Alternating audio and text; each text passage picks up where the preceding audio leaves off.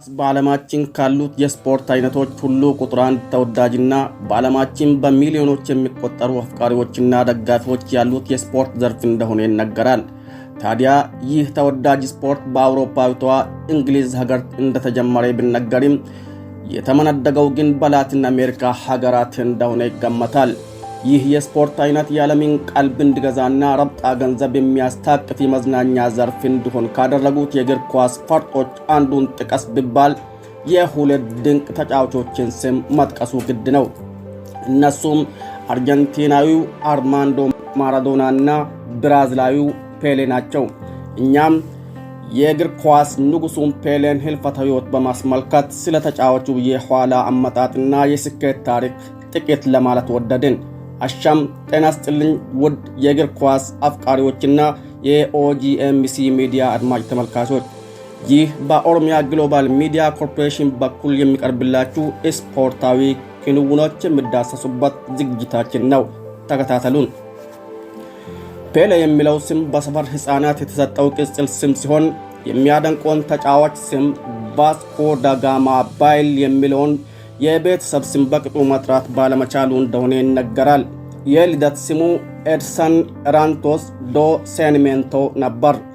ፔሌ ማለት በዕብራይስጥኛ ድንቅ ማለት ነው። በ1950 ዓመተ ልደት ከዕለታት አንድ ቀን ከአባቴ ጋር ቁጭ ብዬ ሳለው በድንገት አባቴ ሲያነባ ተመለከትኩ። አባቴን ለምን እንደሚያነባ ጠየቅኩት።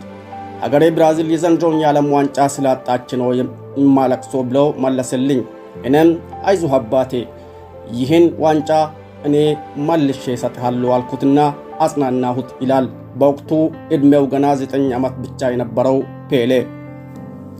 ይህን ለአባቱ የገባውን ቃል ኪዳን ለመፈጸምና የአባቱን የዋንጫ ጥማት ለማርካት ሲል በከተማዋ ጎዳናዎች ላይ በሚያደርገው እንቅስቃሴና ያሳይ በነበረው ተፈጥሯዊ ችሎታ የከተማ ነዋሪዎችን ከማስደመም አልፎ በትላልቅ ክለቦች አይን ውስጥ መግባት ቻለ።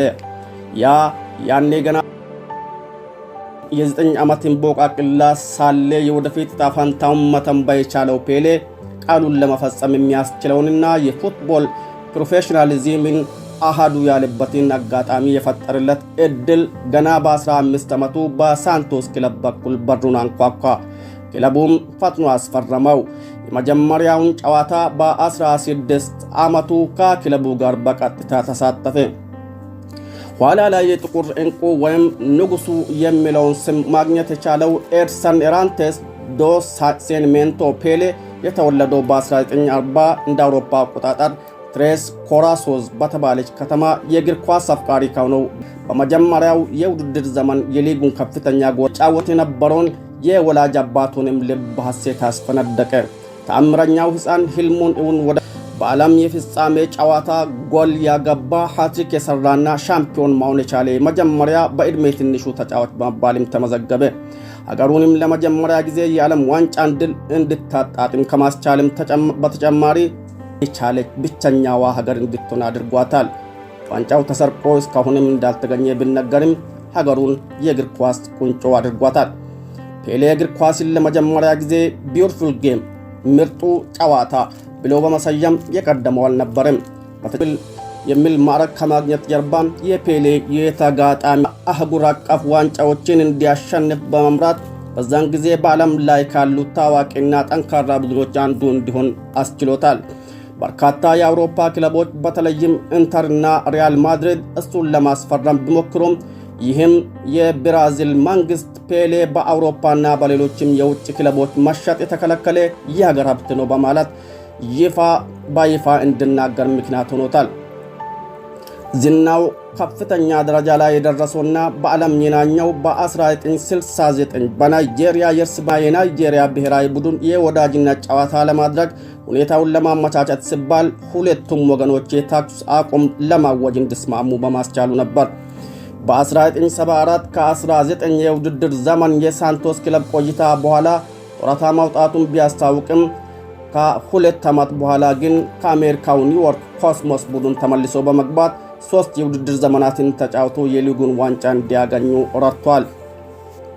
ፔሌ ከ1281 ጎሎች በላይ ማስቆጠር የቻለ ብቸኛ ተጫዋችም ነው።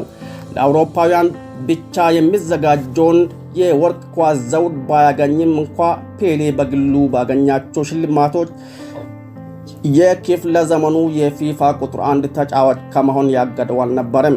በ82 ዓመቱ በሳኦ ፓውሎ ብራዚል በሚገኝ አንድ ሆስፒታል ውስጥ በ2021 እንደተጠናወተው ከሚነገረው ካንሰር በሽታ ጋር ሲታገል ቆይቶ ከዚህ ዓለም በሞት ተለይቷል። የዚህን ድንቅ የእግር ኳስ ጥበበኛን ሞት ተከትለው ታላላቅ የእግር ኳስ ከዋክብትና የእግር ኳስ አፍቃሪያን በትዊተር ገጾቻቸው ላይ ያሰፈሩት የሐዘን መግለጫ ቃላትና ቢቢሲ አረብኛ በስፖርት አምዱ ስር ፔሌ የምንጊዜም ምርጥ እግር ኳሰኛ የሚያሰኙ 7 ልዩ የሜዳ ላይ ብቃቶች ብለው ያሰፈራቸው ነጥቦች የሚከተሉት ናቸው። ብራዚላዊው ኮከብ ኔይማር በትዊተር ገጹ ላይ ፔሌ የእግር ኳስ ጥበብን ሰርቷል ካለ በኋላ አክሎም ከፔሌ በፊት እግር ኳስ ስፖርት ብቻ ነበር። ፔሌ ሁሉንም ነገር ቀይሯል። እግር ኳስን ጥበብ አድርጓል። ለድሆችና ለጥቁር ሕዝቦች ድምፅ ሆኗል በማለት አስፍሯል። የቀድሞ የሪያል ማድሪድ እና የአሁኑ የማንቸስተር ዩናይትድ ኮከብ ብራዚላዊ አማካይ ካሴሜሮ ደግሞ ንጉስ ፔሌ በሰላም ምረፍ፣ ለብራዚልና ለእግር ኳስ ስላመጣሁ ክብር አመሰግናለሁ፣ ውርስህ ዘላለማዊ ነው ሲል ጽፏል። ባለፈው የዓለም ዋንጫ የብራዚል ብሔራዊ ቡድን ካፕቴን የቼልሲ ተከላካይ ቲያጎ ሲልቫ በኩሉ የእግር ኳስ ንጉስ ሆነህ ለዘላለም ትኖራለህ ሌጀንድ ብሏል። የብራዚል ብሔራዊ ቡድን የቀድሞ ኮከብ ሮናልዶም በኢንስታግራም ላይ እንዲህ ሲል ጽፏል። ልዩ ታላቅ ጥበባዊ ፈጠራ፣ በምንም መልኩ ወደር የሌለው ፔሌ በደረሰበት ቦታ ቆየ። ከቁልቁል ያልመጣ ቁጥር 1 የእግር ኳስ ንጉሱ ፔሌ ዛሬ ትቶን ሄዷል። የሁልጊዜም ታላቅ ሰው፣ ዛሬና ሁሌም እናከብራለን። ፔሌ እናመሰግናለን ሬፕ ብሏል። የፈረንሳዩ ፕሬዝዳንት ኢማኑኤል ማክሮን ደግሞ ብቸኛው የእግር ኳስ ንጉስ ሄደ በማለት ጽፏል። ፔሌ የብራዚላዊ ኮከብ በዓለም ላይ ካሉ ምርጥ የእግር ኳስ ተጫዋቾች አንዱ መሆኑን 7 ነገሮች ያረጋግጣሉ። የምንጊዜ ምርጥ የእግር ኳስ ተጫዋች ማን እንደሆነ ውይይት በሚደረግበት ጊዜ ሁሉ በዝርዝሩ ላይ አንድ ስም አለ፣ ፔሌ የሚለን ደግሞ ቢቢሲ ስፖርት ሲሆን ብራዚላዊውን ልዩ የሚያደርገውን ለማሳየት 7ቱን የፔሌ ምርጥ የሜዳ ላይ ቆይታዎችን መርጧል። አንደኛ፣ በመጀመሪያው የዓለም ዋንጫ ምትሃታዊ ብቃት። ገና በ16 ዓመቱ ከብራዚሉ ሳንቶስ ጋር የመጀመሪያ ጨዋታውን ካደረገ በኋላ ፔሌ በ1958 በስዊድን በተካሄደው የዓለም ዋንጫ ላይ ብራዚልን ወክሎ እንዲሳተፍ ሲመረጥ የ17 ዓመት ታዳጊ ነበር። እናም በሚገርም ሁኔታ ልምድ የለኝም የሚለውን አባባል ዋጋ በማሳጣት ስኬታማ ሊሆን ችሏል። በውድድሩ የመጀመሪያ ጎል ያስቆጠረው ዌልስን 1-0 የሩብ ፍጻሜ ጨዋታ ላይ ባሸነፈበት ጊዜ ሲሆን ይህም በግማሽ ፍጻሜው ወደፊት ለሚያሳየው ጅምር ነበር። በግማሽ ፍጻሜውም ብራዚል ፈረንሳይን 5-2 ባሸነፈችበት ሁለተኛው አጋማሽ ጨዋታ አስማታዊ ሃትሪክ ሰርቷል። ሁለተኛ፣ የፍጻሜው ጨዋታ ድንቅ ብቃት። በስዊድን ውስጥ የሚሰራው ጀብድ ገና አላበቃም።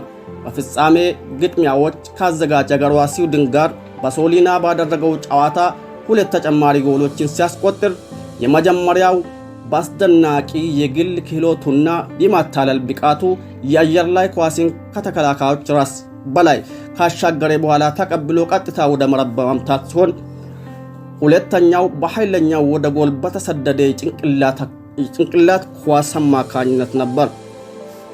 የዓለም ዋንጫን ስለማሸነፍ በሕይወት ታሪኩ ላይ እንዲህ ሲል ጽፏል። ይህ ስሜት ሊገለጽ የማይችል ነበር። እኔ ደግሞ ደግሜ ላገኘው እፈልግ ነበር ብሏል። ሶስተኛው ከመሃል ሜዳ መጥኖ የሰደደው ኳስ። ከቅርብ ጊዜያት ወዲህ ከመሃል ሜዳ ብዙ ኢላማቸውን ያልጠበቁ ኳሶች ይታያሉ። ነገር ግን ፔሌ ይህን ለማድረግ በፕሮፌሽናል ደረጃ የመጀመሪያው ሲሆን በ1970 የዓለም ዋንጫ ታሪካዊ ግብ አስቆጥሮ ነበር። ነገር ግን ኳሷ ግቡን ታካ ከቋሚው አጠገብ ለጥቂት አልፋለች። ይህ የሆነው ከቼኮስሎቫኪያ ጋር ባደረጉት ጨዋታ ውጤቱ 1-1 እያለ በረኛውን ከጎል መውጣት ተመልክቶ ከመሃል ሜዳ አልመው ወደ ጎል በማምታት ለጥቂት ጎሉን ታካ ባለፈችበት አጋጣሚ ነበር። ነገር ግን በዚህ ጨዋታ ብራዚል 4-1 እንድታሸንፍ የበኩሉን አስተዋጽኦ አበርክቷል። አራተኛው ድንቅ የፍጹም ቅጣት ምት። እንደ አውሮፓ አቆጣጠር በ1970 የዓለም ዋንጫ የመጨረሻ የምድብ ጨዋታ ብራዚል ሮማኒያን አገኘች። በጨዋታው ፔሌ 2 ጎሎችን ያስቆጠረ ሲሆን የመጀመሪያው በኃይለኛው የፍጹም ቅጣት ምት ምስኪኑን ግብ ጠባቂ ስቴር አዳማችን ረዳት አልባ አድርጎ በመገረም ብቻ እንዲመለከት አድርጎታል። አምስተኛው በኡሩጓይ በረኛ ላይ የፈጸመው የማታለል ብቃት። በኋላ በ1970 የውድድር ዘመን ብራዚል በመጨረሻዎቹ 4 ጨዋታዎች ከኡሩጓይ ጋር ተገናኘች። ፔሌ ጎልቶ እንዲታይም ሌላኛው ድል ነበር። በጨዋታው ምንም ጎል ባያስቆጥርም በፔሌ በግል ችሎታና በጠንካራ ምቱ አማካኝነት ይህንን ለማሳካት በጣም ተቃርቦ ነበር። እናም በጭማሪ ሰዓት ፔሌ በውድድሩ እጅግ ውብ የሆነ ድሪብሊንግ ቢያገኝም ከጎል ፊት ለፊት ኳሱን በመምታት ጠንክሮ ሲሮጥ የኡሩጓዩ ግብ ጠባቂ ላዳስላኦ ማዙርኪዊች ለመቀበል ወጥቶ ነበር። ነገር ግን ፔሌ በሰውነቱ እንቅስቃሴ ያታለለውና ኳሱን ከግብ ጠባቂው አናት በማሳለፍ ከኋላው ዞሮ ተቀብለው ወደ ባዶ ጎል ቢመታም በቋሚ በኩል አልፋለች። ስድስተኛው በአየር ላይ የሁለት ጊዜ ዝላይ ታሪክ። ብራዚል እንደ አውሮፓ አቆጣጠር በ1970 ነበር። ሰባተኛው በዓለም ዋንጫ ታላቅ ግብ። ፔሌ በ1970 የፍጻሜ ጨዋታ ጎል እና አሲስት አድርጎ በመዝጊያ ጨዋታ ያደረገው በዓለም መድረክ እስካሁን ከተቆጠሩት ምርጥ ጎሎች አንዱ ነው። በእርግጥም ብራዚል ከጣሊያን ጋር ባደረገው የፍጻሜ ጨዋታ 3-1 አሸንፋለች። ፔሌ ጎል ከማስቆጠሩም በተጨማሪ በኃይለኛ ሁኔታ ተነስቶ ከፍ ያለ ኳስን በግንባሩ ለባልደረባው ካርሎስ አልቤርቶ በማሳለፍ ለሌላ ጎል መቆጠር አስተዋጽኦ አበርክቷል። ይህ የእግር ኳስ ንጉስና የጥቁር እንቁ የቀብር ስነ ስርዓቱ ዛሬ ወዳጅ ዘመዶቹ በተገኙበት የሚፈጸም ሲሆን ከሳኦ ፖሎ ከተማ ወጣ ብሎ በሚገኘው ቪላ ቤል ሚሮ በተሰኘ አብዛኛውን የእግር ኳስ ህይወቱን ባሳለፈበት የሳንቶስ ክለብ ስታዲየም የሽኝት ፕሮግራም እንደሚደረግለትም ታውቋል። እኛም ለቤተሰቡና ለአድናቂዎቹ መጽናናትን ተመኘን። አበቃን።